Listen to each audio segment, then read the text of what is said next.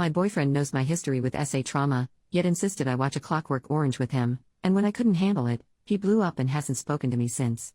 The other night, my boyfriend, 26 male, and I, 24 female, had our usual movie night and he begged me to watch A Clockwork Orange with him. It's his favorite film.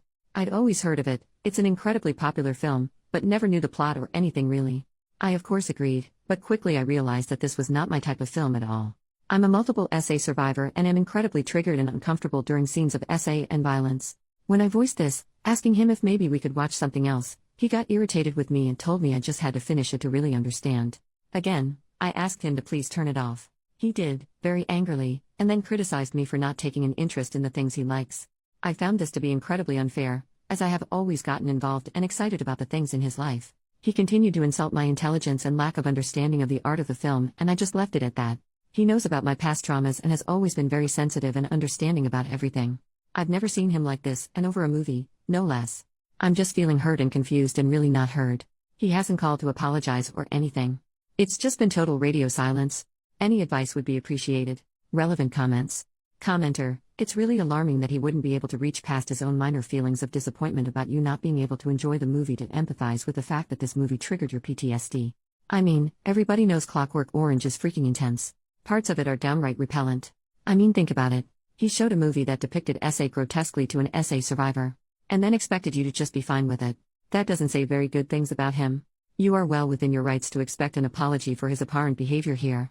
He needs to get the hell over himself. OP, the whole thing was just honestly very bizarre to me. We've had very long talks about my past, and then it seemed like he flipped a switch and didn't care at all about it. His outburst was just really shocking and confusing. Update the next day. First of all, thank you to all the kind people who commented on my original post. Those who told me to stick to my guns made me feel stronger and had saved me from further years of being totally stepped on.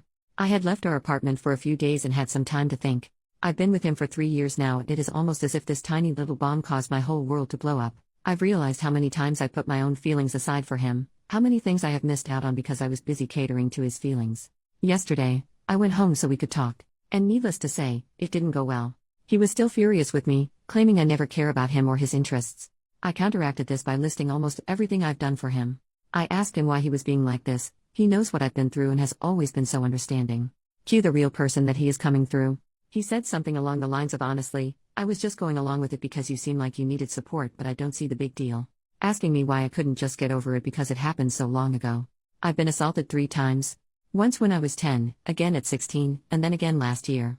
But that's beside the point. Even if it happened once 1,000 years ago, it would still affect a survivor. He then continued to blame me for his aggression, saying he was angry because we haven't made love in a couple weeks. I have bad spouts of body hatred due to my PTSD and do not like being touched when I'm in this headspace. He advised that I maybe try going to therapy twice a week instead of just once, and maybe that could help. I didn't know what to say or what to do. I was terrified of the man in front of me. All of this over a movie? I was shocked and hurt. So, I left. His name is on the lease, so I'm not in any binds with him, thank God. I packed my stuff and didn't look back. I'm still really shaken up. I've known him for so long and never saw this coming. It was like an immediate switch flipped on in his brain. I didn't know that man who I was talking to, and I never want to again. I'm staying at a friend's place for now until I make enough to rent my own. Very thankful for my steady job and even steadier friends. Just needed to get this off my chest, I suppose. I haven't really told my friends the extent of what happened. I don't know why. Maybe I'm embarrassed for wasting all this time with him. I don't know. Thank you all for the support. Thank you for reading less than 3. Edit, someone commented, and I now see the timeline seems a little murky. Apologies that I wasn't more specific. Original fight happened on Tuesday. I left that night and stayed out Tuesday and Wednesday nights. Yesterday morning, I made my original post looking for a little bit of outside advice in this situation, and then yesterday late evening is when this big blowout happened. Apologies again for any confusion. I now see how it could have been a little weird because of my wording and lack of specifics. Edit number 2. I've been thinking about it all day, really stewing on everything and thinking back to the past 3 years and the weeks leading up to this, and I've realized that my ex wasn't as peaches and cream like I really thought him to be. Yes, he was incredibly supportive and kind to me, especially surrounding my trauma. However, I believe this to be because I never said no to him. Everything I did was to make him happy. These past couple weeks, I have started to say no to him. I really believe he never thought I would do this, and it caused a lot of anger for him.